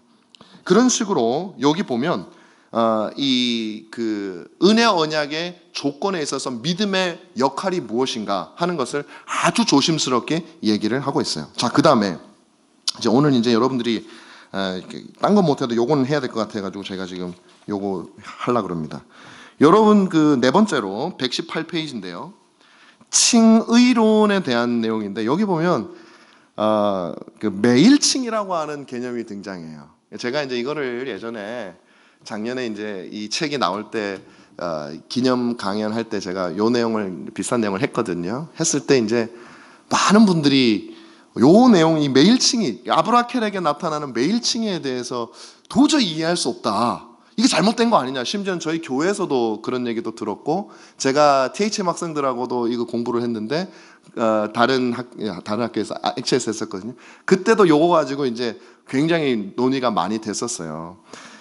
이 매일칭이라고 하는 이 개념은 사실 우리가 전통적으로 우리가 알고 있는 칭의 개념과는 조금 다르게 느껴지는 게 너무나 당연하고, 또 어떤 면에서는 위험하다고 얘기를 할 수도 있어요. 근데 이제 브라켈의 의도를 알고 나면은 그렇진 않은데, 그것을 온전히 알더라도 뭐 오해할 여지가 있으니까 위험하다고는 할 수 있겠죠. 사실 근데 이 책에 보면요, 여러분들에게 제가 이 말씀을 안 드리려고 그랬는데, 브라켈이라고 뭐 다 맞겠습니까? 뭐 다 옳은 것만 쓰겠습니까? 여러분 이 책을 보시다 보면 굉장히 실망하시는 포인트가 하나가 나타나요. 저도 열심히 번역하다가 너무너무 교리적으로는 좋고 좋아서 잘 번역하다가 어느 한 군데서 딱 막힌 적이 있었습니다. 뭐냐면 아브라켈이 잘하다가 갑자기 삼천포로 빠지는 지점이 나와요. 뭘 얘기하냐면 지동설 있죠. 지구가 태양을 돕니까? 태양이 지구를 돕니까? 지구가 태양을 돌잖아요. 이제 우리가 다 받아들이잖아요. 이 브라켈은 그걸 못 받아들여요. 그래가지고 요즘 사람들 중에 최근 최신 이론이 나왔는데, 어떤 미친 인간들이 세상에 지구가 태양을 돈다고 하는 정신 나간 인간들도 있다. 어떻게 그런 말 같지도 않은 소리를 하냐. 그걸 잠깐만 얘기한 게 아니라 한 2페이지 걸쳐서 계속 그 얘기만 해요. 그래서 제가 번역하다가 이걸 홀라당 빼먹고 싶은 거예요. 왜냐하면 교리적으로 이렇게 잘 쓰다가 갑자기 얘기가 나오면 그 다음 거는 신뢰감이 뚝 떨어지더라고요. 제가 이걸 어떻게 할까, 뭐 그렇게 빼먹을 수는 없고 출판사랑 상의를 했더니, 저도 원래 그렇게 생각을 했지만 이제 각주를 좀 달기로 했습니다. 왜냐하면 이때 당시 세계관이 여전히 그 지구 중심적인 세계관, 물론 이제 뭐 갈릴레오 좀 이후지만 그래도 기독교인들 중에는 그런 세계관들이 있었어요. 하나님 중심적이다 보니까, 뭐 그게 하나님 중심적이어서 꼭 그런 건 아니겠지만, 그렇듯이 브라켈도 오류가 없는 사람은 아니잖아요. 근데 여기도 보면은 이 매일칭의도 조심스러운 부분이 있지만 제가 한번 설명을 해보겠습니다. 이 매일칭이라는 것 제가 한번 같이 읽어보죠. 118페이지에 브라켈의 칭의론에서 가장 주목할 것은 바로 그가 말하는 매일칭이다. 이 개념은 사실 다른 곳에서는 찾기가 쉽진 않아요. 그런데 잘 살펴보면 루터에게서도 이 개념이 나옵니다. 비슷한 개념, 좀 약하게 나오지만 단회적이지 않고 반복되어지는 칭의 개념이 나와요. 제가 다음번에는 이 각주를 달아드릴 텐데 이번엔 제가 급해서 못 달았습니다. 칼빈에게서 나옵니다. 칼빈은 어디에 나오냐면 창세기 15장 6절, 제가 다른 곳은 아직 안 찾아봤는데 창세기 15장 6절을 주의하면서, 거기가 뭐냐면 아브라함이 하나님께 믿음으로 칭의, 의로 여김을 받는 그 장면이거든요. 칼빈이 그 장면을 주의하면서 아브라함이 과연 요때 의롭게 되었겠냐? 아니다 이거죠. 아브라함은 이미 그 전에 의롭게 되었을 것이다라고 보는 거예요. 그런데 왜 여기서 의롭다고 하느냐? 여기서 이제 칼빈이 논박을 하고 있는 내용은 이거예요. 어떤 사람들은 우리가 처음 믿을 때 우리의 칭의가 시작되고, 그 캐톨릭견이잖아요. 처음 우리가 믿을 때 칭의가 시작되고 우리의 행위로 말미암아 그 칭의가 완성된다고 주장하는 사람들이 있는데, 바울이 로마서 4장에서 말하는 것처럼 15장 6절 여기서 율법이 있기도 전에 아브라함이 의롭게 되었다면 우리의 행위로 말미암아 의롭게 되는 건 아니지 않냐, 요 얘기를 하면서 이제 그 얘기를 하는 거예요. 그런데 뭐라고 얘기하냐면 이 칼빈은 아브라함은 그 전에 칭의가 되었을 것이다. 그럼에도 불구하고 하나님께서 이 시기에 그에게 다시 한 번 더 의로 여김을 받는다라는 표현을 또 다시 사용하셨다. 마치 칭의라는 이게 우리가 생각하는 처음 우리가 믿음을 가질 때의 우리가 지금 전통적으로 가지고 있는 그 개념의 한 번 선언하면 끝장나는 그런 개념의 칭의를 말하는 것은 아니고, 하나님께서 아브라함에게 너 의롭다라고 선언하시는 의미에서의 칭의가 여기서 일어나고 있다는 것이죠. 자, 그거 제가 좀만 더 나중에 설명을 드리겠습니다. 그래서 루터는 이렇게 제가 했네요. 우리는 공로 없는 죄의 용서와 하나님의 자비로 주어지는 칭의로 말미암아 매일 의롭게 된다라는 표현을 쓰고요. 우리는 매일 죄를 짓는다. 그리고 우리는 매일 지속적으로 의롭게 된다. 이는 마치 의사가 환자가 치료될 때까지 병을 고칠 수밖에 없는 것과 같다라는 표현을 이제 쓰고 있습니다. 근데 이게 제일 분명하게 나타나는 게 이제 브라켈입니다. 사실 이 토마스 굿인에게 써서도 이 개념이 나와요. 우리의 칭의는 날마다 리뉴얼 된다라는 표현을 사용합니다. 그것을 이 원어를 분석해 가지고 이 리뉴얼 된다라는 동사를 사용하는 방식이, 이것이 퍼펙트한 완결에 이르게 되는 것을 의미하는 방식이기 때문에 우리의 칭의가 리뉴얼 된다라는 것은 끊임없이 완결되어지는 것을 지향하는, 그런 측면으로 토마스 구디는 설명을 하고 있습니다. 자, 그래서 우리를 의롭다고 하신 하나님의 선언이다. 그래서 우리가 믿음을 행사할 때 이루어지는 것이다. 우리가 믿음을 행사할 때마다 하나님은 우리를 의롭다고 선언하신다. 이게 브라켈이에요. 믿음과 칭의를 지속적이고 반복적인 관계로 보는 것이다. 물론 이 말은 믿음을 행사했다가 죄를 지으면 우리가 의롭게 되지 않는다라는, 혹은 지옥에 간다든지 이건 아니다. 그래서 브라켈은 칭의와 화해를 구분한다. 화해는 예수 그리스도께서 십자가에서 죽으심으로 그의 모든 백성들과 화해가 이루어진다. 그것은 이미 태어난 사람이건 앞으로 태어날 사람이건 그리스도께서 십자가에서 죽으시는 역사로 말미암아 하나님은 그 모든 백성들과의 화해가 이루어진다. 신자는 하나님과 화해한 상태가 지속된다. 그렇지만 칭의는 믿음을 행사할 때마다 선언된다. 왜 브라켈은 이렇게 말을 했을까? 조엘 비키는 죄인의 마음의 칭의에 대한 개인적인 경험과 이 칭의의 경험이 매일 반복되는 것이 반율법주의의 폐해를 막을 수 있다고 보았기 때문이다. 성화를 촉진시키는 것이다. 이러한 제가 말씀드린 거, 여기서 어떤 말씀을 제가 드리고 싶냐면 이런 겁니다.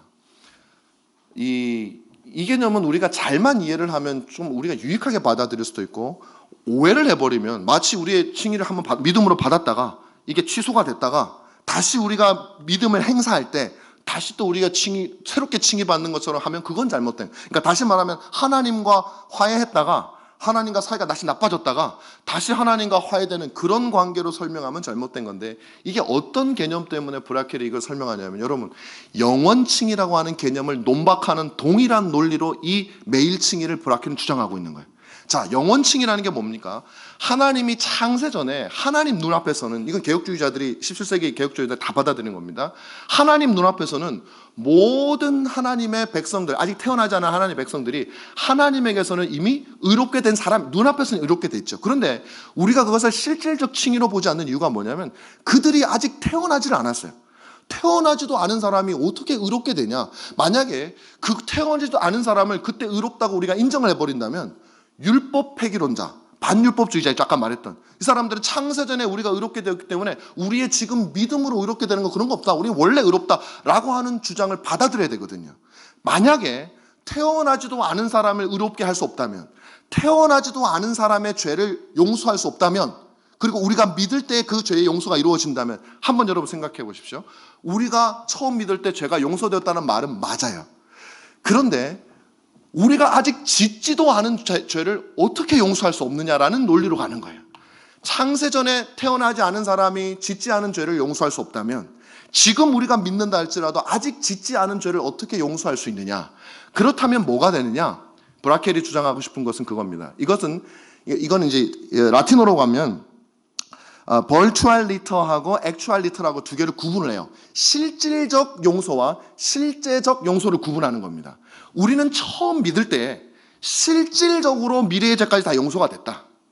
그러나 마치 창세전에 우리가 실질적으로 구원받을 것이 확정된 것처럼, 의로울 것이 확정된 것처럼, 그러나 우리가 예수를 믿을 때 실제적으로 의롭게 되는 것처럼 우리 미래의 모든 죄도 처음 믿을 때 실질적으로는 용서가 됐지만 실제적으로 용서가 되는 것은 우리가 끊임없이 믿음을 행사할 때 이루어지는 하나님의 선언이다라는, 그러면서 강조하는 게 뭐냐면 하나님과 이미 이루어진, 믿음으로 이루어진 이 화해의 관계는 우리의 믿음의 행사와 상관없이 언제나 지속된다라는 표현을 사용하고 있는 거예요. 자, 이게 이제 시간이 많으면 질문도 받고 저하고 막 이걸 논쟁이라기보다 대답을 하면 좀 더 여러분들이 이해할 수 있는데 조금 헷갈리시죠? 예. 예. 그럼, 예. 그럴 수 있습니다. 그래서 제가 그렇게 말씀을 드려요. 그래서 제가 왜 이 말씀을 꼭 드리냐면, 여러분들이요, 이 브라켈의 의견이 궁금하시면은 이 책을 사가지고 읽으시면 사실 더 궁금해져요. 근데 저한테 물어보시면 제가 이제 이거 나름대로 좀 연구를 했거든요. 그래서 제가 보는 범위 내에서, 왜냐하면 여러분들이 브라켈의 요 칭의론을 전체를 보시면 브라켈의 칭의론이 우리가 전통적으로 받아들이고 있는 칭의론과 다르지 않다는 걸 알게 되실 거예요. 끊임없이 우리가 오해할 수 있는 여지에 대해서는 논박을 해요. 근데 여기 이제 스콜라주의적인 요소예요. 스콜라주의는 뭐냐면 어떤 개념을 이렇게 계속 분리를 해냅니다. 아주 철저하게 논리적으로 전개를 해야 되기 때문에. 그래서 아까 제가 말씀드린 대로 버추얼리터하고 액추얼리터를 구분을 해서 실질적으로 용서받는 개념과 실제적으로 용서받는 개념을 분리하다 보니까 이렇게 얘기를 하는데, 이게 이렇게 하는 목적이 뭐냐?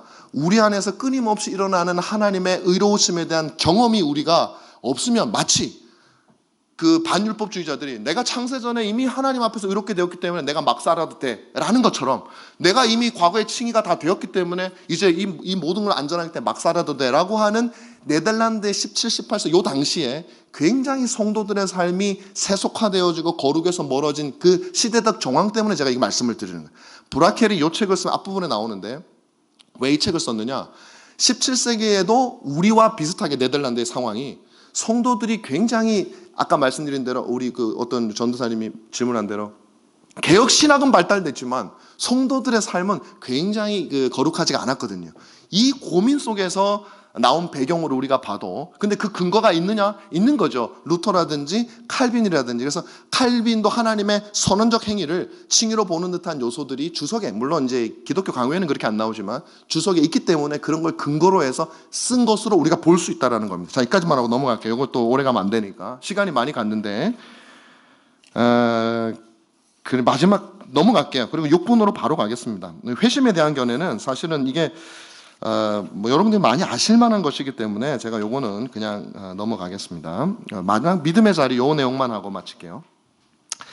이 믿음의 자리라고 하는 그건 뭐냐면, 우리가 예수를 믿는 이 믿음이 어떻게 일어나게 되는가라는 질문이에요. 그러니까 전통적으로 두 가지가 있었습니다. 하나는 뭐냐면 먼저 지식이 들어와야 된다는 거예요. 나에게 먼저 지식이 들어와서 어떤 것이 선한 것인지 내가 인식을 하게 되면 내 의지는 그 지식에 따라간다라는 거예요. 그걸 우리는 주지주의라고 얘기를 하죠. 그런데 이게 많은 사람들의 견해였어요. 대다수가. 우리도 일반적으로 그렇게 생각하기 쉽죠. 그래서 많은 경우에 우리가 복음을 전한다, 예를 들면 우리 전도사님 질문도 여기도 해당돼요. 많은 경우 우리가 포커스를 어디에 맞추냐면 굉장히 지식에 맞추죠. 신학을 가르쳐주고 어떤 복음을 체계적으로 가르치는 건 우리 개혁주의가 굉장히 강합니다. 근데 은연중에 우리 안에 어떤 그런 주지주의적인 요소가 있는 겁니다. 그런데 그 퓨리탄 이 개혁파 정통주의자 중에 여러분들이 잘 아시는 윌리엄 에임스 같은 사람, 그 전통이 어디서 하면 윌리엄 퍼킨스부터 오거든요. 근데 에임스가 분명하게 드러내요. 주지주의가 아니라 에임스는 주의주의라고 하는 개념을 사용합니다. 다시 말하면 우리가 지식을 바로 받아들이면 그 지식에 의해서 우리의 의지가 변화되어서 믿음을 가지게 되는 것이 아니라, 우리는 지식이 필요하고 또한 믿음에는 그 지식에 대한 동의가 필요하지만 실질적으로 지식과 믿음을 온전하게 만들어주는 역할은 무엇이 하냐면 우리의 의지의 변화를 통해서 일어난다. 그래서 하나님께서 믿음을 주실 때 우리의 의지가 변화되어져야지 우리가 바른 믿음을 가지게 되는 것이지, 우리가 지식을 습득한다고 해서 우리가 의지가 변화되는 것은 아니다라고 하는 관점이 이 당시에 아주 팽배했던 관점이었어요. 대표적으로 누구냐면 윌리엄 에임스라고 하는 사람, 아까 말씀드린 대로 네덜란드에서, 이 사람은 영국 사람이지만 네덜란드 신학에 아주 지대한 영향을 미쳤어요. 동시에 여러분 마코비우스라고 하는 사람이 있었어요. 이 사람도 네덜란드에서 활동하고 있었는데, 원래 폴란드 사람인데 네덜란드에서 활동하고 있었어요. 이 마코비우스는 아주 그냥 이론적인 개혁신학자예요. 그러니까 아까 말씀드린 대표적인 그런 사람이에요. 여기 보면 제가 이 123페이지 맨 마지막 부분에 뭐라고 되어 있습니까? 폴란드 출신의 마코비우스는 고도의 스콜라적인 방법으로 신학을 전개했으나 그의 삶의 경고는 매우 실망스러웠다. 그는 술을 즐겼고 한 번은 술에 취해서 몸을 가누지 못하는 그를 다른 사람이 집까지 데려다 주었던 적도 있었다. 대표적인 개혁파 신학자였지만 그런 관계였었습니다. 그런데 에임스는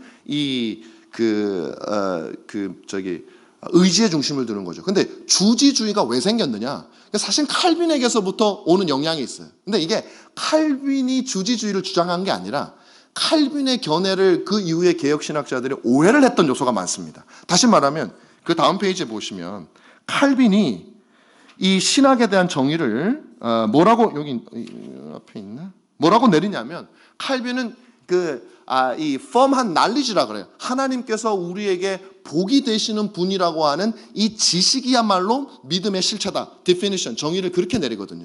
그래서 많은 사람들이 칼빈의 이 믿음에 대한 정의를 보면서 믿음이 지식이네 라고 생각하는데, 칼빈이 그렇게 주장한 이유는 뭐냐면 워낙에 중세 카톨릭에서 믿음의 내용에 대해서 지식에서 관심이 없었던 거예요. 대표적인 게 뭐냐면은 맹목적 믿음, implicit faith라 그래가지고 많은 성도들이 어떻게 신앙을 가지고 있었냐면 너 뭐 믿냐라고 물어보면 내가 뭘 믿는지 아무것도 몰라도 나는 교회가 믿는 것을 믿어. 그러면 그것으로 구원을 얻을 수 있다 그랬거든요. 네가 믿는 내용을 모르더라도 네가 교회가 믿는 내용을 믿으면, 교회를 믿으면 그 교회 안에 네 믿음의 내용이 들어가 있기 때문에 성례만 잘 참석하면 너는 구원을 받아. 이런 맹목적인 믿음 속에 있었기 때문에 칼빈은 이 지식을 강조하는 믿음을 말을 했던 것이죠. 그런데 칼빈이 말하는 이 지식은 그 후대 사람들이 생각했던 단순한 이 난리지가 아니에요. 왜 그러냐면 칼빈이 강조했던 여기 보면 124페이지 위에서 넷째 줄을 보면 이렇게 되어 있습니다. 왜냐하면 칼빈이 비록 믿음의 요소 중에 지식과 동의를 강조했던 것은 사실이지만 의지의 영역에 속하는 신뢰의 중요성도 동일하게 강조했다. 자, 여러분, 믿음은 지식, 그리고 그 지식에 대한 동의, 그리고 그 지식에 대한 의지하는 신뢰, 요 세 가지로 이루어진다는 것은 이미 개혁주의 초기부터, 심지어 중세부터 이루어졌던 믿음의 본성인데요. 근데 여기서 강조했던 동의라고 하는 것이 많은 사람들은 지식과 그 지식에 대한 동의를 이 지성의 영역으로 봅니다. 그런데 여러분, 칼빈의 기독교관을 잘 읽어보시면 참 신기해요. 칼빈은 동의를 의지의 영역으로 봅니다. 다시 말하면 전통적으로 많은 사람들은 지식과 동의를 지성의 영역으로 보고 신뢰를 기대는 것이니까 이걸 의지의 영역으로 봤는데 칼빈은 오히려 동의부터 의지의 영역으로 보는 거예요. 그래서 칼빈은 지식을 믿음이란 무엇인가 지식이라고 얘기를 하지만 그러나 동시에 이 지식은 그냥 난리지로만이 지식이 아니라 의지가 발동되어진 결과, 다시 말하면 하나님이 우리의 의지를 변화시켜야 믿음, 이 지식도 우리 머릿속에 들어온다는 얘기죠. 그 관점을 가지고 있었어요. 제가 왜 이 말씀을 드리냐면 바로 빌헬무스 브라켈이 믿음의 자리를 그렇게 봅니다. 믿음을 지식이 중요하지 않다는 게 아니에요. 우린 지식을 가르쳐야 돼요. 그러나 그것을 변화시키는, 의지적 변화시키는 성령께서 역사하시는 그 의지의 변화의 역사가 근본이 되고 거기에 따라 우리의 믿음의 지식, 온전한 지식이 오게 되는 것이다. 그리고 그것이 결국 강조하는 것은 무엇이냐면 신자들의 신앙은 단순히 지식에 머무는 것이 아니라 이 책이 강조하는 것처럼 실천적이고 우리의 손과 발이 움직이는 것이 신앙이지, 지식 자체를 믿음으로 봐버리면 머릿속으로 많은 지식을 가지고 있는 것만으로 사람들이 나는 믿음이 있다고 향유하는 그런 어리석은 일이 지금도 일어나고 있고 과거에 일어났기 때문에. 그래서 브라켈은 여전히 그런 윌리엄 에임스의 견해, 그 윌리엄 에임스가 푸치우스의 스승이고 푸치우스가 브라켈의 스승이기 때문에 그 견해에 따라서 주의주의를 가지고 있었던 사람이 브라켈이었다라는 것이죠. 결론은 여러분들이 읽으시면 되겠습니다. 시간이 없어. 딱 정확하게 제가 끝냈습니다. 한 분만 질문 받겠습니다. 요즘 가장 친이론이 상당히 큰 문제예요. 네. 뉴 퍼스펙티브. 김세윤 박사. 네. 이런 양반들이 친이론을 하는데 지금 아까 이제 브라켈이나 이런 지금 말씀하신 네.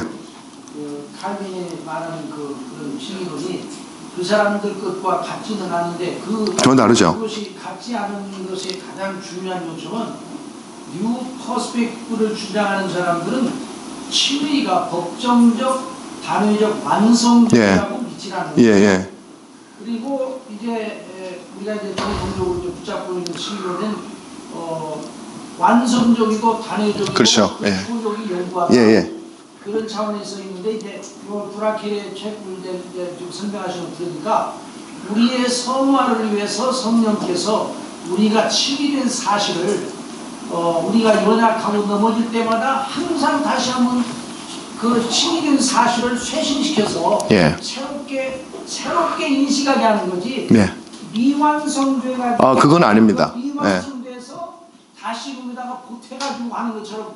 근데 그런 식으로 얘기하면 지금 김세훈이가 얘기하는 것과 동의하게 하는 거예요. 그러니까 이제 자꾸 텍스터, 백스터는 비슷해요. 생각이 되고 논란이 되잖아요. 이거 그거 근데 제가 이제 언뜻 보면 거기 이제 주의주의 이런 개념을 보면 칼빈 때 이미 사실 통합적 개념으로 아까 동의를 지적 동의를 칼빈이나 청교도 시대에서는 그런 어떤 그러니까 여전히 브라켈이 스콜라주의적인